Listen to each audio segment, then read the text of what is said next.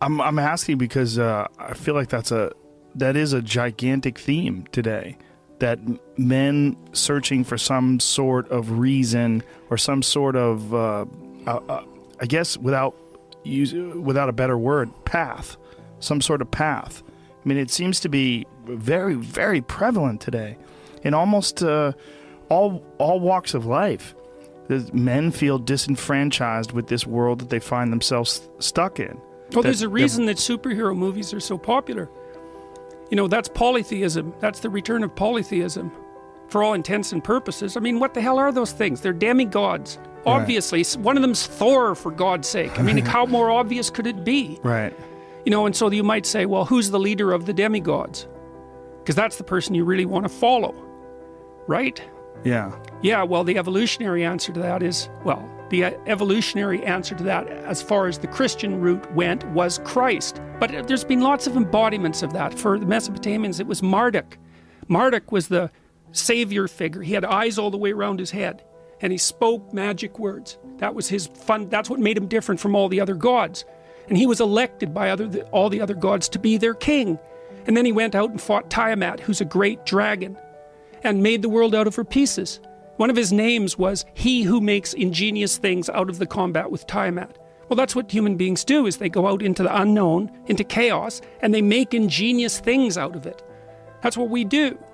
And so Marduk was the founder of Mesopotamian civilization. And you could think about all those tribes came together to make Mesopotamia. They all had a god.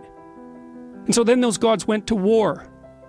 And out of that war of gods, a meta-god emerged. That was Marduk. And Marduk is one of the sources for the figure of Christ. That happened all over the place. Like, you see the admirable man, then you see 10 admirable men, and you think, wow, those guys have something in common. That's what you remember about them, you see? You remember the heroic things they've done, because they stick in your memory, because they fit the pattern. And then you start telling the story about the heroic things that a bunch of them did. It all amalgamates together. And then you come out with your culture hero, your god. Then there's like 50 tribes. They each have their own gods. Well, what are you going to do then? The gods go to war over centuries. And then they elect a new god, Marduk, in the case of the Mesopotamians. And he's the thing that goes out and fights the dragon of chaos and makes the world. It's like, yeah, that's exactly what he is. You do that with truth, because truth introduces you to chaos. Why do you think, though, it's so much of an issue with males as opposed to females in our society? Maybe females already have enough to do. Like, really, like maybe men have to take this on voluntarily. That's what it looks like to me. Because like you can screw around till you're 50. You can still have a family. You got time. And you can sit down and do nothing if you want. You can do it. So, but you shouldn't, because it's horrible to do that. And people who do it know it. Like it's meaningless. It's a funny thing about meaninglessness. There's no such thing. When people say their lives are meaningless, that isn't what they mean. They mean I'm in pain and anxious all the time. That's what they mean. Those are meanings, man. You don't get neutral. You know, I'm just sitting around, I'm not feeling anything. It's like, no. Right, no one did. Sorry, that doesn't happen. Right. So when you say do nothing, that your life is meaningless if you're doing nothing. What do you mean by doing nothing? Well, by not accepting any responsibility, by not lifting a great load, by not acting out the archetype of the hero. That's what people are. That's what men are. If they're anything. They're mythological heroes, if they're anything. Through some path, whatever it be. There's lots of paths. I mean, so look, there's an old medieval idea. This is the idea of the imitation of Christ. This is something that Jung elaborates on a lot. He believed, this is one of the things that he said, was that the proper goal of a Christian, roughly speaking, is to enact the meta pattern of Christ's life in their own, to make it their own story. And so what did he mean by that? Well, part of it is, see, one of the things that characterizes the mythological figure of Christ, let's say, is that he takes on the burden of mortality voluntarily. He accepts it as a precondition of existence. And we have to do that because otherwise we get resentful. Like, life is hard, make no mistake about it. People's lives are tragic. You know, if you pick a random person off the street and you ask them about their life, man, usually there's things that have happened there. You know, they just beggar the imagination. It's no wonder people are angry and resentful and bitter.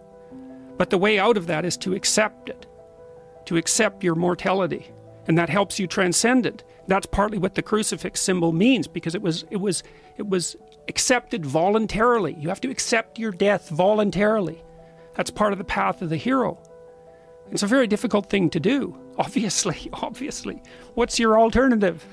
Yeah, obviously. You know, I think people are constantly searching for that thing that you just described, the thing of meaning, you know, having meaning in this life. And that meaning has a different definition for everybody. I mean, everybody's meaning is different. I mean, your meaning might be very different than mine or Jamie's. I mean, you kind of have to have your own path. And I think that's also one of the reasons why people are so confused, is because you're thrust into an early age into a very rigid system of education, and then of jobs, and then of career structure, where you're in this place, and most people don't feel like that's what they're supposed to be doing. And we feel very alienated by the very structure of society that we are embedded in. Of course. Well, one of the, there's two primary masculine mythological figures, and one is the wise king, and the other is the king who devours his own son. Right? That's the patriarchy that the feminists are always talking about. Well, of course, it's always there. So society is a destructive force. It doesn't care about you as an individual.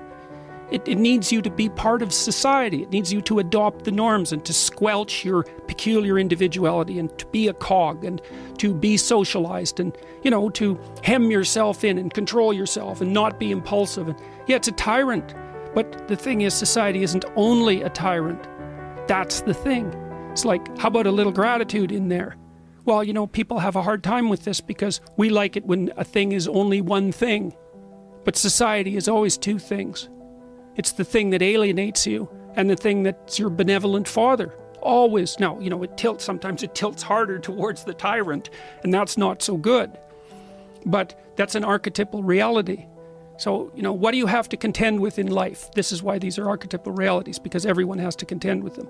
You have to contend with yourself and the adversary that's inside you, that seems to oppose your every movement. The fact that that you just can't move forward smoothly through life without being in conflict with yourself.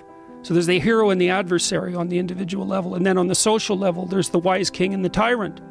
You're always going to run into that. I don't care if you're a Bantu tribesman or a New York lawyer. All those things you're going to run into. And then in the natural world, you're going to run into the destructive element of nature, right? That's the Gorgon. You let that thing get a glance at you, and you're one like frozen puppy. But also there's the benevolent element of nature. That's feminine. That's Mother Nature. Both of those extremes. So, and that's the world. That's the archetypal world. And it's because it's eternal as far as human beings are concerned. Those things are always there. That's our true environment. It's not these things we see around us. They're lasting no time.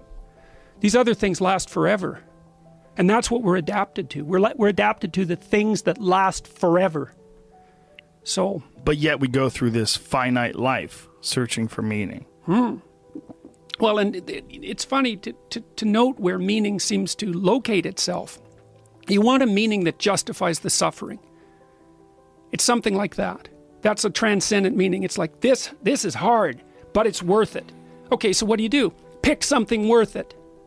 Right? That's partly what I try to get people to do with that future authoring program. So they say, okay, look, here's a place to start. You got your miserable self right now. It's like 3 to 5 years out. Imagine what your life could be like if you had what you would give yourself if you were taking care of yourself. What would life be like? Just come up with an idea even about that. And so then people do that. And then they write out a plan to attain it. And then the college kids are like 30% more likely to stay in university if they do that, especially if they're men. Because men need a purpose. I think women have a purpose. Now they have two purposes. They're going to have a family. That's a major purpose, man. Like, just to give birth, that's no joke. And then you're devoted to something for like 20 years. You got your adventure right there. Yeah, but a lot of women find great offense in someone saying that, especially a man saying that, mansplaining that a woman's purpose is to breed, right? I mean, isn't that a giant issue that a lot of women have? Well, I didn't say that was the only purpose. I know that you didn't. Oh, yeah, people have an issue with it, but it's like, grow up. If you're a sophisticated person, as far as I'm concerned, How many important things are there in life? Well, one of them's family. Like, it's as simple as that. Now you might say, well, family isn't the end-all solution. It's like, yeah, well, thanks for pointing that out, you know. I've dealt with plenty of pathological families, but it's a huge part of life. You have a mother and a father, you have children, it places you in the world. And any society that, look, there's a reason societies worship the Virgin Mother and the child. It's because societies that don't die. And so people say, well, you know, that relationship between mother and child isn't the only thing. Okay, fine, it's still a sacred thing. And you miss it. You miss it. If you're female, you miss that at your peril. Now, that doesn't mean there aren't women who shouldn't miss it, because maybe they have another purpose that transcends that. But that's rare. It's very, very rare. And I would caution any women listening, if they're young, not to be deluded into the idea that their career will be of such high quality that it self-evidently trumps having a family. You have to have a hell of a career before that's the case.